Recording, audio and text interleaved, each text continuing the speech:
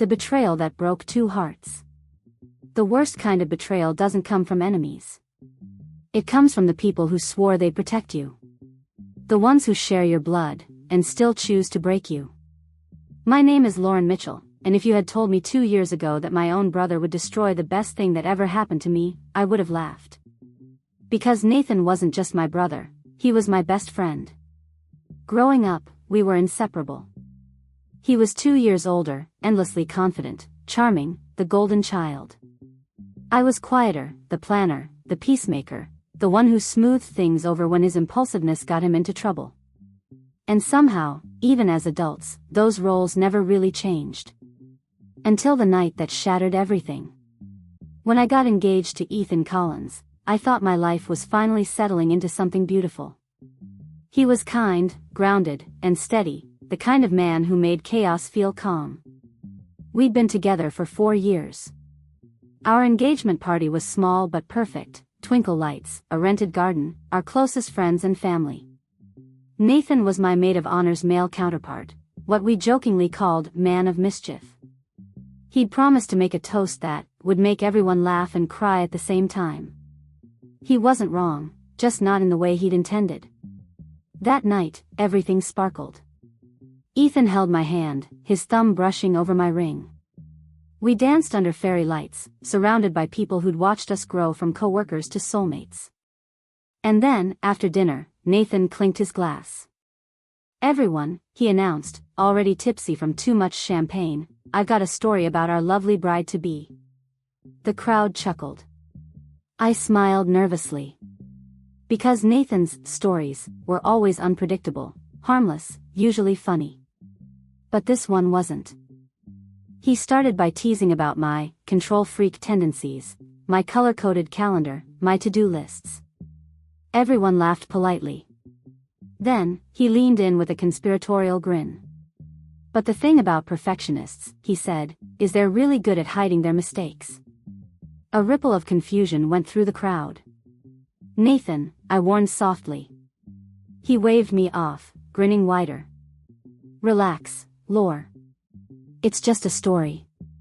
Then, to my horror, he began talking about my ex-boyfriend, how I'd briefly dated him right before Ethan and I got serious. He exaggerated everything, turned a short overlap of confusion into a scandalous timeline. By the time he was done, it sounded like I'd cheated. The room fell silent. Ethan's hand slipped from mine.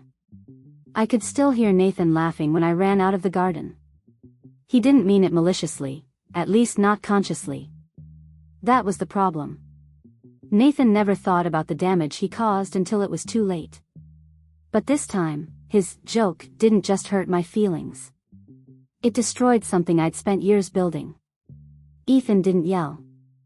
He didn't accuse. He just looked at me with that quiet, wounded expression that said he didn't know whether to believe me or not. "Tell me it's not true," he said. And I did. Over and over again. But when trust cracks, it doesn't break clean. It splinters, slowly, painfully. He left that night. And my brother, the man who caused it, didn't even realize what he'd done. Sometimes the people who break you don't even notice the sound of your heart shattering. Because to them, it's just background noise. The following weeks were a blur. Ethan and I tried to talk, but something in him had shifted. He said he needed space, time to process. I gave it to him. Nathan called a few times, half apologizing, saying I was overreacting. "You know how I am, Lore," he said. "It was just a story. I didn't mean for it to sound that bad." But intention doesn't erase impact. And that night, he'd crossed a line we could never uncross. The real heartbreak came when our mother tried to smooth it over. "He was drinking," she said. He didn't know what he was saying. I wanted to scream. Because everyone always excused Nathan. Every bad choice, every cruel joke, every careless word, it was always someone else's fault, or just his personality. But this time, it wasn't a joke. It was my life. By the 3rd week, Ethan stopped responding altogether. And just like that, my engagement ended. No big argument. No closure. Just silence. I moved through the days like a ghost. I went to work, came home, stared at the ring on my nightstand until my chest hurt. Nathan sent texts. Let's talk. Please don't hate me. Lore, it's just one mistake. But the truth is, it wasn't just one mistake. It was a lifetime of them.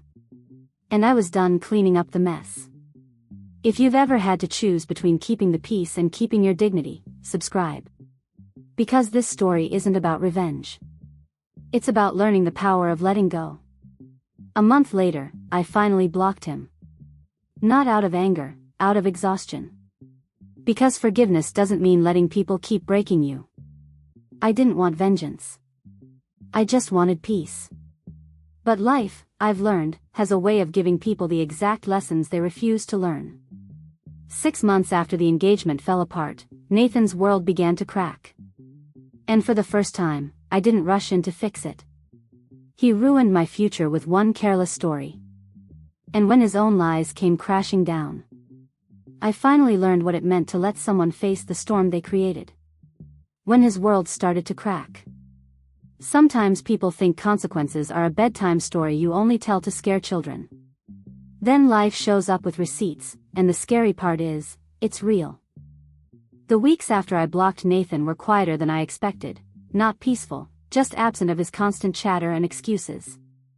There was a hollow that used to be his presence, his voice on family calls, the text threads that exploded with memes at 2 a.m., the ridiculous invites to last-minute road trips. In that vacuum, I had room to think. To grieve. To live inside the silence without needing to patch anything up for him. It was the first time in a long time I noticed how often I'd felt obligated to fix things that weren't my fault. Then the first message arrived, not to me, but to our mother. A terse email from Nathan's manager at the consulting firm where he'd worked. Nathan will no longer be representing our clients. Effective immediately. He'd been fired. No one told me the details that day. The family called frantic, then hushed. My mother's voice trembled on the phone when she finally reached me. It's a mess, Lauren. He got flagged for something with a client. They're saying he lied in a meeting. I don't understand. I didn't need to understand. I'd watched Nathan charm his way through deadlines and ethical gray zones for years. His bravado covered sloppy work and moral shortcuts. But eventually, sloppy has a cost. In the days that followed, small strands of truth pulled free. A client had reported that Nathan had presented fabricated data during a pitch, numbers that made his plan look infallible. When the client probed, the numbers didn't check out. When the firm audited the project, discrepancies multiplied.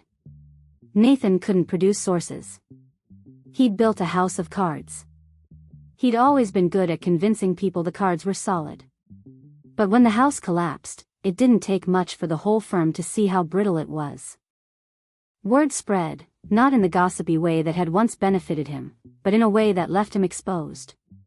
Colleagues who had once laughed at his wild ideas were now quietly furious at the fallout. The firm wanted to distance itself before lawsuits started. I felt none of the schadenfreude people expected. If anything, I felt exhausted watching the pattern repeat, charm, shortcut, collapse. Only this time, the person who needed cleaning up was not me. I had been practicing a new skill, standing aside. When Nathan called my mother, begging and promising and apologizing, she wept and pleaded on his behalf. He's always been reckless, but he's my son, she told me, voice raw. Please, Lauren, can you talk to him? Can you? No. I didn't say that out loud. My silence answered for me. That night, I sat in my living room and thought about the way my life had once revolved around stopping his falls. I'd missed promotions, covered shifts, smoothed conversations so his mistakes wouldn't ripple into ruin. I'd spent emotional capital I could never get back. This time, I had none to spare. A week later the firm issued a formal statement. Nathan had been terminated for misrepresentation of client data. The industry press picked it up in bland, professional headlines. But the fallout reached further. 2 small clients withdrew pending refunds. A mentor who'd once defended him posted a lukewarm LinkedIn note about professional integrity that read like a reprimand. His confidence, once armor, shrank to exposed skin. He started showing up at the house in the late hours, a disheveled man who avoided eye contact. He asked for money. He asked to move back in temporarily. He said he'd get help. He promised he'd fix it. I met him twice in public, once at a coffee shop, once in the grocery store aisle. Both interactions felt like stepping into a theater of someone performing the part of a contrite brother, but not the part one could trust. He'd apologize with those quick phrases he'd always used. "I'm sorry, I didn't mean for it to go this far, I'll make it right." Words without structural change are wind. I'd learned that lesson the hard way.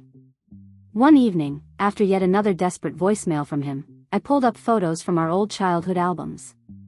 There I was at 9, hair in braids, grinning at a soccer camera. Nathan was mid-jump, ridiculous and bright. We were both so young then. I ran my thumb over the picture until the edges blurred with tears. Maybe there was still a part of me that wanted to rescue him.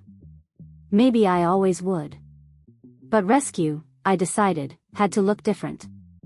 It could not include erasing consequences or pretending the harm didn't matter. So when our father asked me to loan Nathan money to tide him over, to help him get back on his feet, I said no. It wasn't cruelty. It was boundary. I'd seen what enabled him.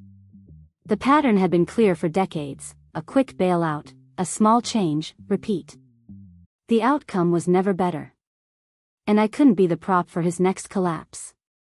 Dad was hurt. "He's your brother, Lauren," he said, voice cracked. "Family helps family." I listened, but I didn't relent. "I'm sorry, Dad," I said. "I won't give him money. I'll help him find work or counseling. But I won't finance his life anymore." You could hear the gears grinding in his head as he tried to reconcile decades of enabling with the sudden refusal of support. Meanwhile, word reached me that Nathan had been sued by one of the clients for damages. A small case, by legal standards, but the type that tanked a reputation and drained a bank account. He had to sell his car. He had missed rent payments. Creditors called. People he'd used as contacts now kept their phones off. He was, in every sense, facing the consequences alone. Newsrooms sometimes talk about cascades, one failure that topples others. Nathan's cascade was not theatrical.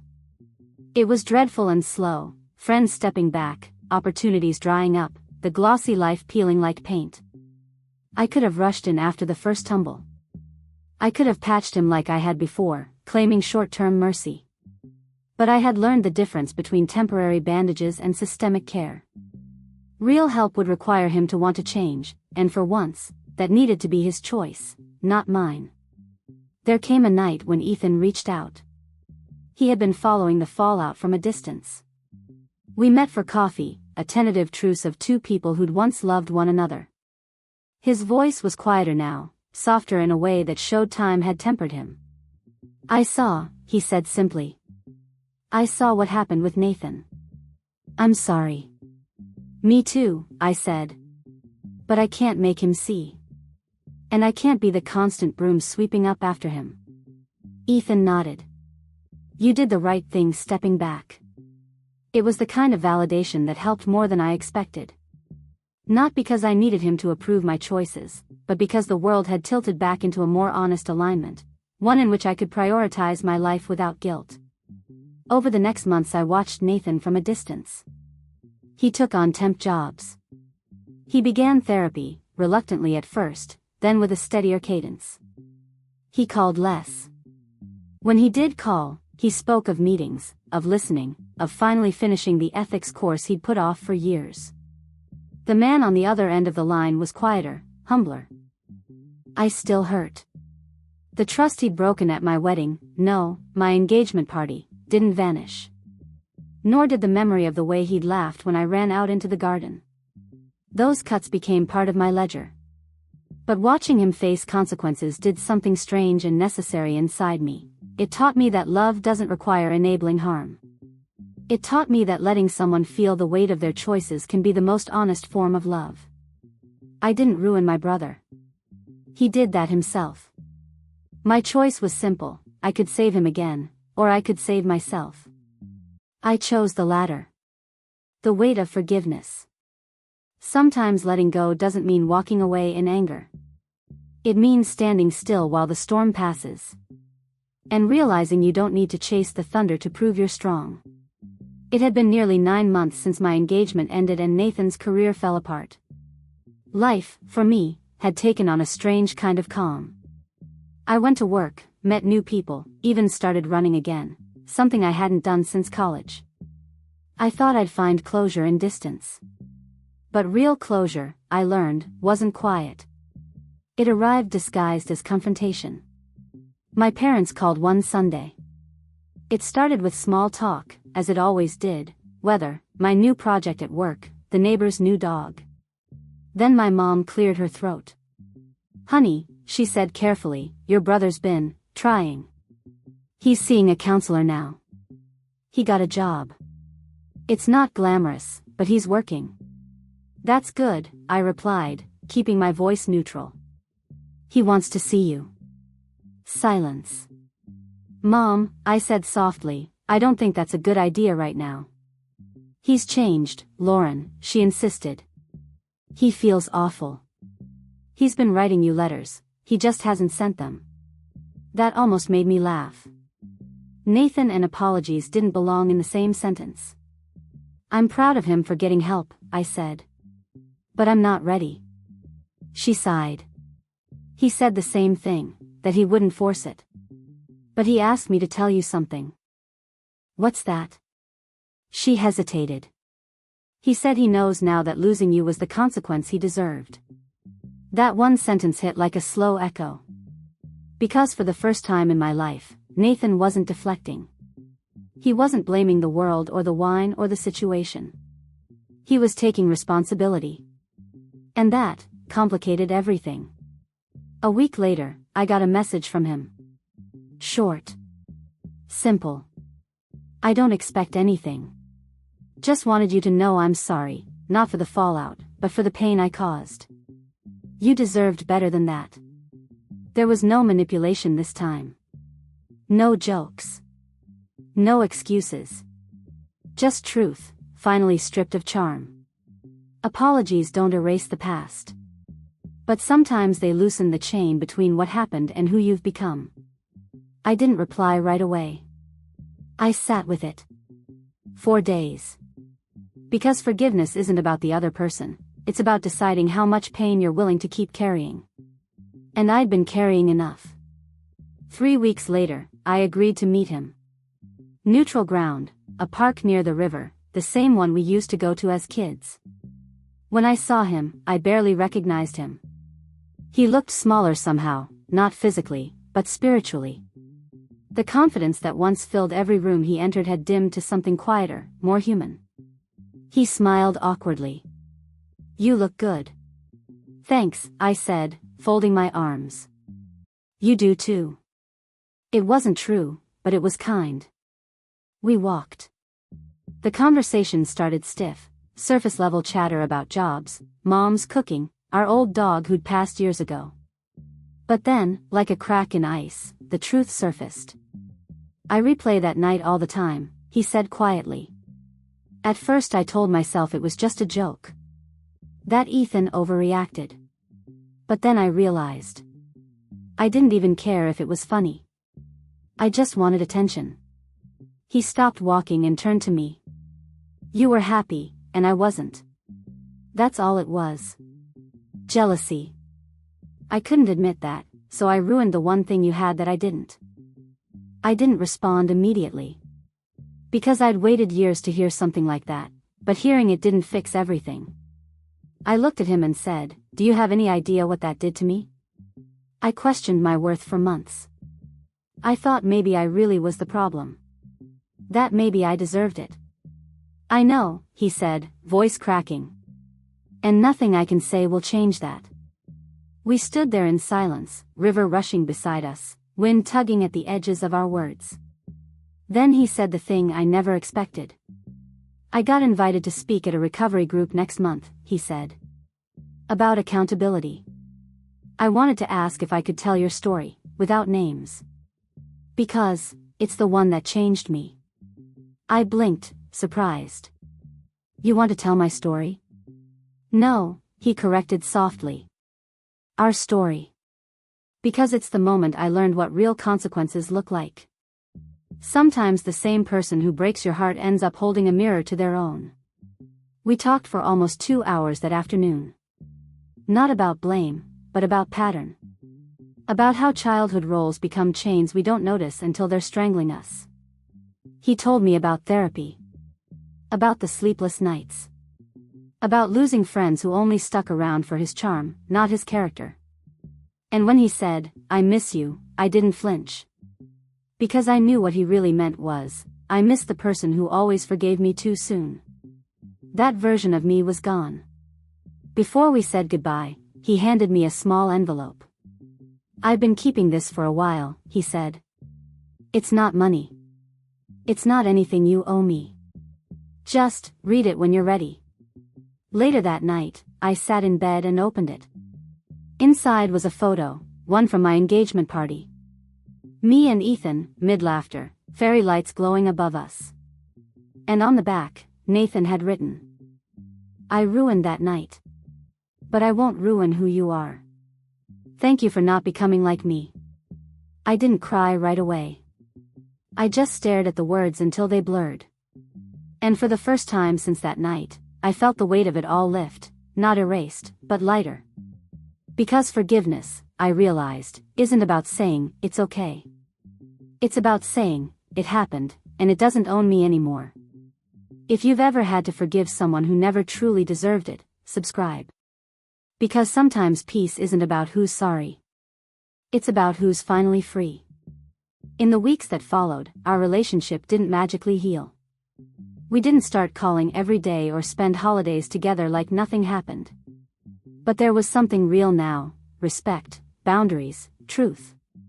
And those were stronger than all the fake apologies in the world. He broke the bridge once. But when he came back, I didn't rebuild it for him. I built it for myself, strong enough to cross, but only if he met me halfway. Redemption in the quiet. When people say time heals everything, they forget to mention one thing: healing isn't quiet. It's 1,000 little choices to stop bleeding from wounds no one else sees. 6 months after that meeting in the park, I stood in front of my apartment window, sunlight spilling across the room, the envelope with Nathan's photo now tucked in a drawer I'd finally stopped opening every day. Life had changed, not in fireworks or dramatic turns, but in stillness. I'd been promoted at work, started volunteering at a mentorship program for young women entering finance. The sessions were small, 5, sometimes 6 girls, but every time I saw them walk a little taller, I felt something inside me settle. For the first time since the engagement ended, my life didn't feel like a reaction to someone else's choices. It was mine. Entirely. Nathan stayed in touch, sparingly but respectfully.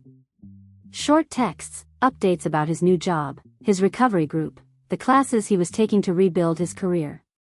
He didn't overstep, and for that, I was grateful. Our parents noticed the change too. "He's different now," my mother said one night. "Quieter. Kinder. It's like he's finally listening to people instead of performing for them." I smiled. That's what happens when you stop running from yourself. She looked at me for a long time and said softly, "You sound like someone who's healed." Maybe I was. Or maybe I was just learning that healing isn't a final destination, it's maintenance. Like watering a plant.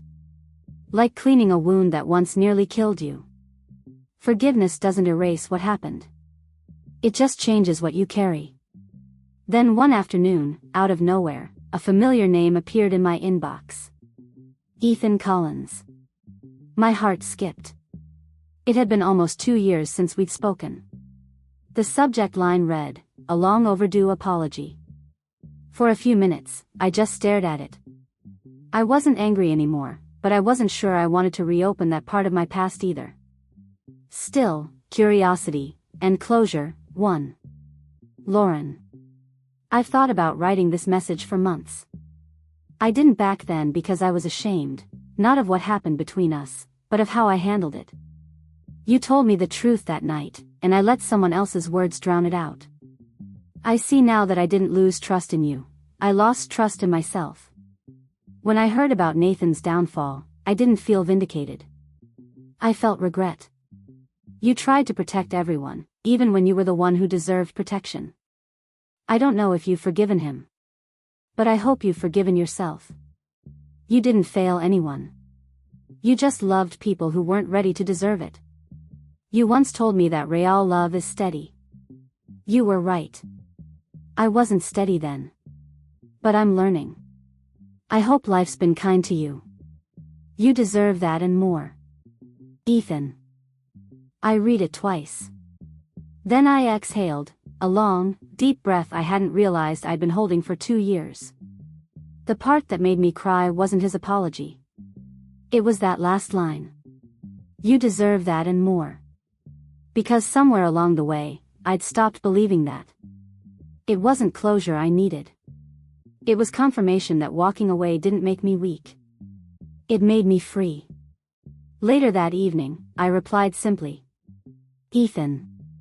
Thank you for writing. I forgave you long ago, because holding on to resentment kept me tied to a moment I'd already outgrown. I'm doing well. I hope you are too. Take care. Lauren. No bitterness. No what ifs. Just peace. Because sometimes closure doesn't come from fixing what broke, it comes from realizing you no longer need it to be whole. 2 weeks later, I attended one of Nathan's recovery talks. He hadn't invited me. I found out from Mom and decided to go quietly, sitting in the back. There he was, on a small stage in a community center, telling a story I recognized but barely believed was his voice. He spoke about ego, about pride, about betrayal, and about the sister he'd hurt. He didn't name me, but when he said, "Sometimes the greatest kindness someone can give you is the chance to face your own consequences," I knew he meant me. When the crowd applauded, I felt something swell in my chest, not pride, exactly. Gratitude. Because despite everything, my brother had found his way back to decency. And I had found my way back to peace. If you've ever walked away from people who kept breaking you, subscribe. Because one day, peace stops being something you chase, and becomes something you live.